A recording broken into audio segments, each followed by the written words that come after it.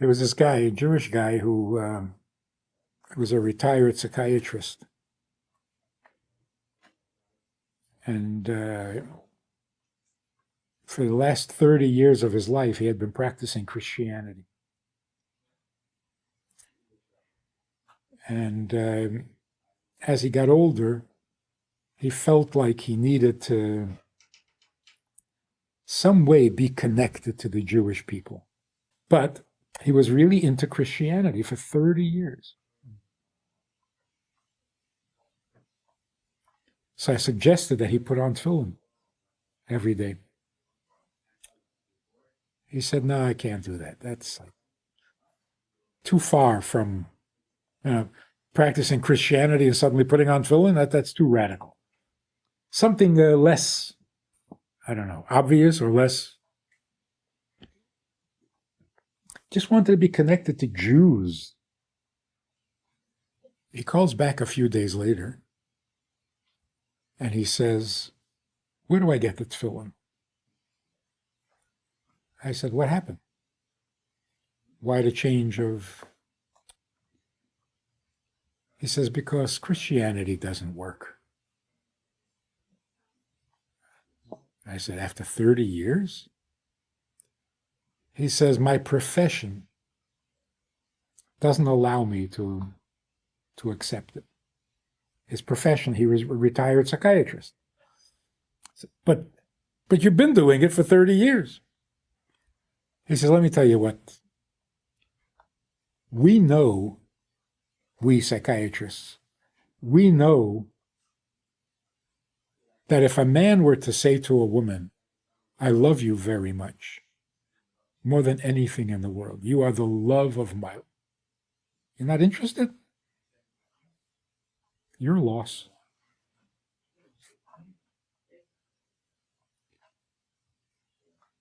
We know, he says, that man never loved that woman. If he's not vulnerable, if it doesn't hurt to be rejected, then you never loved. And when you claim to love, it's manipulation. You're playing with people's feelings. You didn't love her.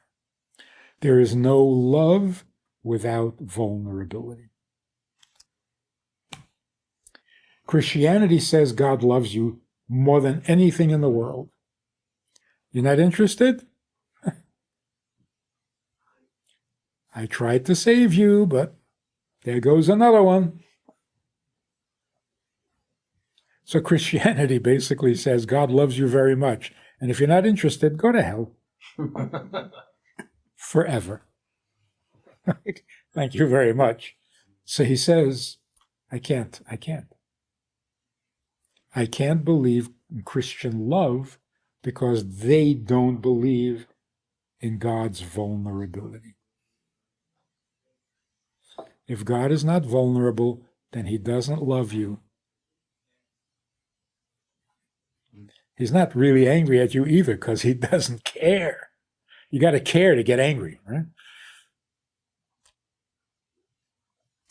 So the first thing that we taught the world was that there's one God. They didn't get it. They said, oh, no more statues? Okay, no more statues. They didn't get it. One God means he cares about everything. He doesn't need an assistant God to take care of his plan or his needs or his...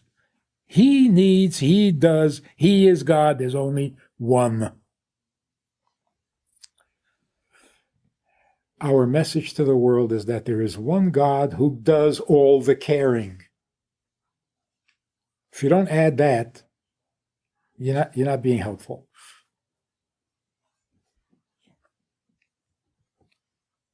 We can't get over the fact that God needed us and took us out of Egypt. Why would we ever get over that? If he stops needing us, it's not good news.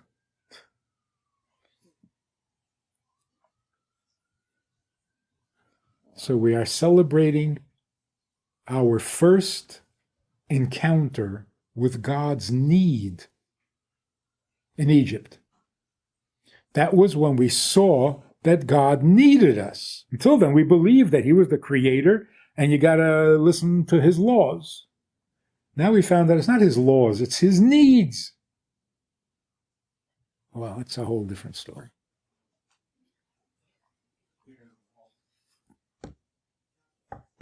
What do you think?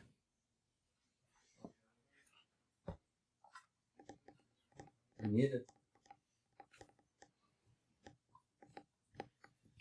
So when a person says, yeah, I thought about doing mitzvahs, but who needs it? Good question. Who needs it? Who needs all these commandments? Let me guess. The commander? No? Who cares about this universe? Its creator? Just guessing. How does that tzaddik and the Rebbe play in all of this?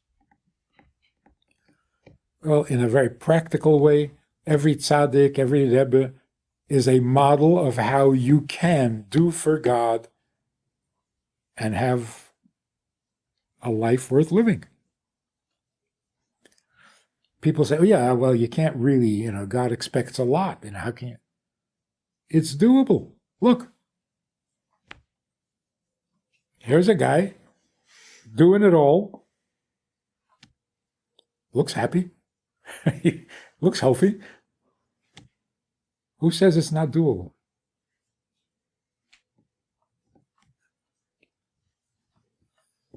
And even if I don't do it all, that's because I'm not Superman. But it is perfect. So whatever part of it I do, that's perfect. And I'm still not perfect, but who cares? Really, who cares that you're not perfect?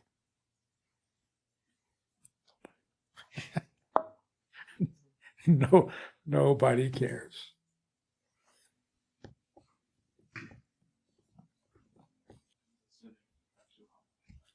When people would come to the Rebbe private meetings, one of the most common questions that they would ask is, what's my purpose?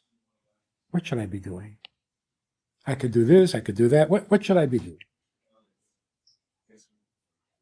And the Rebbe could identify like a good, what are they called? Diagnostic? People tell you which job you're best suited for. What do they call that? Consult. Vocational expert. Yeah.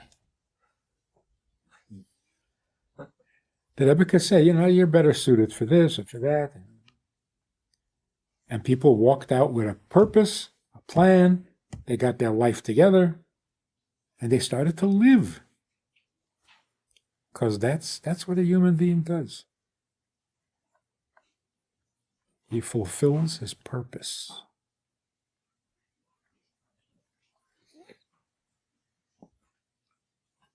And how would that translate now?